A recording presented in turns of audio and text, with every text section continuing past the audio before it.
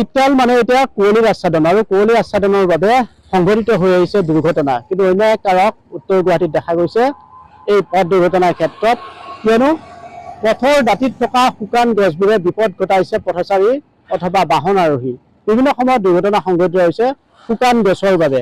শুকান গছৰ ডাল পৰি ইতিমধ্যেই বোলছবিৰ শ্বুটিং চলি থকা কলাকুশলী আহত হৈছে। কিন্তু তৎসত্ত্বেও উত্তৰ গুৱাহাটী পৌৰসভা কিংবা কামৰূপ জিলা প্ৰশাসন অথবা বন বিভাগে এই ক্ষেত্ৰত বিহিত ব্যৱস্থা গ্ৰহণ কৰা নাই। আমাৰ ইয়াতে উত্তৰ গুৱাহাটীত বহুত জেগাত মেইন ৰোডৰ কাষত বহুত মৰা গছ আছে।